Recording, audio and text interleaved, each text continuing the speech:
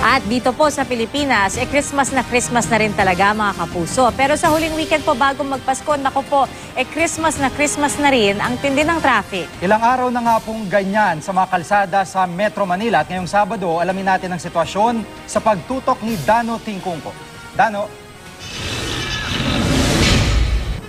Jiggy Pia, sa simula ng ating pagbagtas sa EDSA kaninang hapon, medyo nagulat tayo sa magaang daloy ng trapiko. Pero hindi rin nagtagal, nasa lubong din namin ang dami ng mga sasakyan ngayong huling weekend bago magpasko.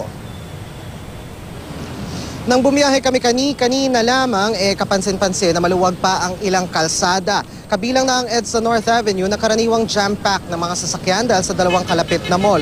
Hanggang sa bahagi ng Quezon Avenue, naging mabilis ang takbo namin. Pero kasabay ng pagtila ng ulan, pasado alas 3:30, pagdating sa EDSA Timog, bumper to bumper na ang sitwasyon. Hanggang sa Cubao Underpass, wala nang galawan sa magkabilang lane. Ganito rin ang sitwasyon sa northbound lane mula Camp Crame, Boni Serrano at Annapolis, White Plains hanggang sa Ortigas. Light to moderate naman ang sitwasyon sa southbound lane. Paglagpas naman ng EDSA Mega Mall, habaan na po ang pasensya dahil sigurado magtatagal kayo sa tindi ng trapiko sa parehong lane.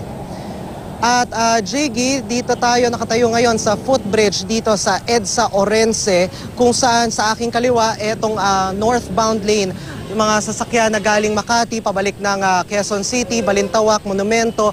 Sa nakikita ninyo sa ating live na kuha ngayon, bumper to bumper po at halos wala ng galawan dyan sa lane na yan. Samantala, dito naman sa aking bandang kanan, ang southbound lane naman, ito yung mga galing Quezon City, pabalik ng Makati, Roas Boulevard, at ganon din po ang sitwasyon. May ilang bahagi na gumagalaw pero in general ay bumper to bumper at halos walang galawan na po. At paalala na lang po, mga kapuso, dapat mas mahaba pa po ang pasensya ninyo kaysa sa haba ng traffic ngayong gabi dahil may stress lang po kayo kung iinit ang ulo natin. At yan muna latest mula rito sa Makati, balik sa iyo, Jiggy. Maraming salamat, Dano Tingkungko.